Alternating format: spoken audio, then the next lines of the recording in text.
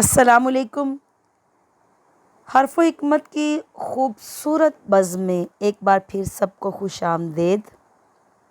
Intermediate سال اول حصہ غزل میں سے فراق گورکھ پوری کی غزل آپ کے سامنے پیش کی جائے گی، لیکن اس سے پہلے فراق کے حیات و سوانے، ان کا اسلوب بیاں، تصانیف اور ان کے اس شاہکار غزل کے پہلے شعر کی تشریح آپ کے سامنے پیش کی جائے گی۔ تو آئیے دیکھتے ہیں کہ رگھوپتی سہائی سے فراق گورکھ پوری تک کا فکری اور ادبی سفر کیسا رہا۔ یاد رکھیے، فراق 28 اگست 1896 کو گورکھ پور میں پیدا ہوئے۔ ان کا اصل نام رگھوپتی سہائی تھا۔ انہوں نے انگریزی، فارسی اور اردو ادبیات میں اعلیٰ مہارت حاصل کی۔ ICS اور PCS میں انتخاب کے باوجود تحریک عدم تعاون میں حصہ لیا اور 18 ماہ قید کاٹی۔ بعد ازاں الہ آباد یونیورسٹی میں انگریزی کے پروفیسر مقرر ہوئے۔ اردو ادب میں سب سے پہلا اعلیٰ ترین بھارتی ادبی ایوارڈ گیان پت ایوارڈ گل نغمہ کتاب پر ان کو ملا۔ اس کے علاوہ پدم بھوشن اور ساتیہ اکادمی ایوارڈ سے بھی انہیں نوازا گیا۔ آپ کا اسلوب بیاں کیسا تھا؟ تو آئیے ان کے کچھ نمایاں خصوصیات دیکھتے ہیں۔ پہلی بات، فراق کی شاعری میں ہندوستانی جمالیات، خوبصورتی، سنسکرت اور دیو مالائی اور نسوانی حسن کا نہایت احساس، لطیف، پاکیزہ اور لمسیاتی اثر پایا جاتا ہے، جو اردو غزل کے لیے نیا تجربہ تھا۔ آپ کے اسلوب میں ایک چیز ہے فلسفیانہ اور نفسیاتی عمق۔ انگریزی ادبیات سے گہرے لگاؤ کے باعث ان کی شاعری میں وجودیت، داخلی تنہائی اور انسان کی پیچیدہ نفسیات و کیفیات کا باریک بیانیانہ تجزیہ ملتا ہے۔ دھیما لہجہ اور غنایت، فراق کے ہاں شائستہ روزمرہ سادگی اور دھیمے لہجے کی موسیقی ہے۔ انہوں نے بھاری بھرکم الفاظ کی بجائے نرم اور شیریں صوتی تاثر کو ترجیح دی ہے۔ آپ کی اہم تصانیف میں گل نغمہ ہے۔ فراق کا شاہکار شعری مجموعہ جسے گیان پت اور ساتیہ اکادمی ایوارڈ ملے، گل نغمہ ہے۔ یہ ان کی غزل گوئی کا عروج تھا۔ اس کے علاوہ ان کی رباعیات کا مجموعہ ہے روپ، اردو میں ہندوستانی حسن، ممتا اور ہندوستانی کلچر کی ترجمان۔ رباعیات کا عدیم المثال مجموعہ روپ ہے۔ اور آپ کے دیگر اہم تصانیف میں مشل، شبستان، روح کائنات، سر غم اور تنقیدی کتب جیسے اندازے اور اردو کی عشقیہ شاعری بھی شامل ہے۔ اب یہ جو پہلی غزل ہے فراق کی غزل، اس کا پہلا شعر ہے: سر میں سودا بھی نہیں، دل میں تمنا بھی نہیں، لیکن اس ترک محبت کا بھروسہ بھی نہیں۔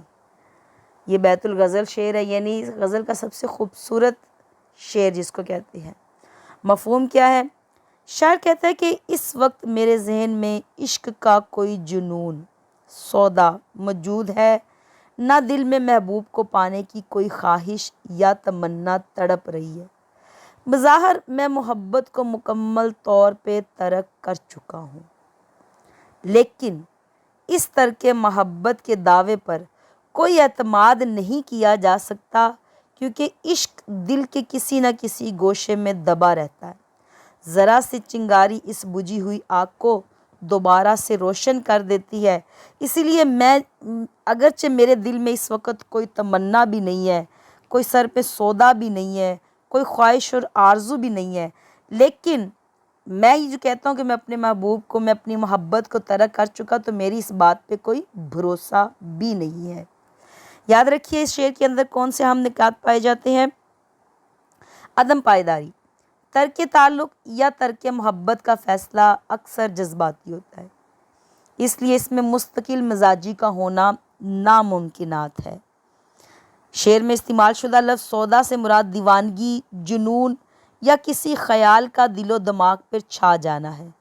جب عاشق محبت میں مبتلا ہوتا ہے تو اس کے سر میں محبوب کا خیال سوار رہتا ہے، جیسے کوئی خمار ہو۔ عاشق کہتا ہے وہ کیفیت نہیں رہی، یعنی بے قراری ہے، نہ تڑپ ہے۔ یہاں تک کہ اب تو دل میں محبوب سے ملنے کی خواہش بھی نہیں ہے، کہ جذبات کی آگ ٹھنڈی پڑ چکی ہے، اب بے حسی کا شکار ہو گیا ہے۔ لیکن اب یہ بات بھی ہے کہ محبت ایسی چیز ہے جو کہ انسان ارادتاً ختم نہیں کر سکتا۔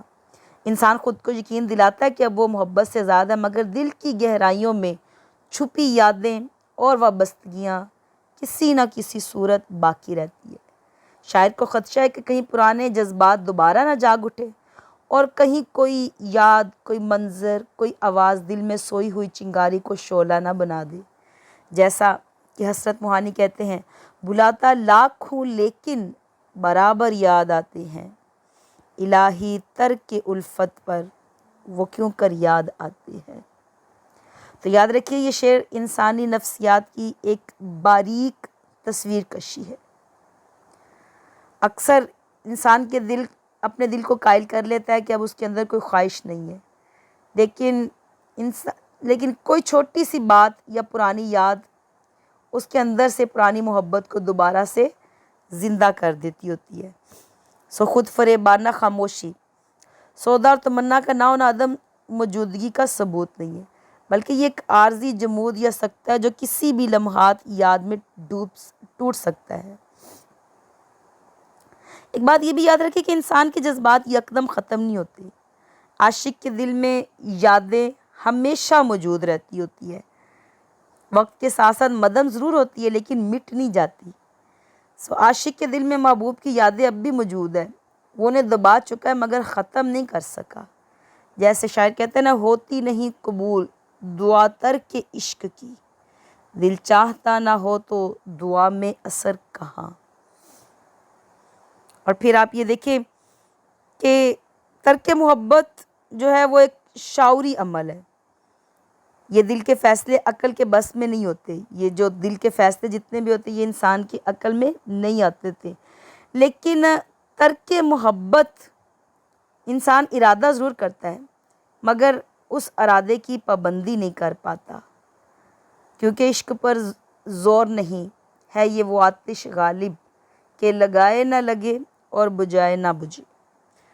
محبت کبھی مٹ نہیں سکتی، بلکہ یہ ایک ایسی آگ ہے جو بجھ جائے تب بھی چنگاری رہتی ہے۔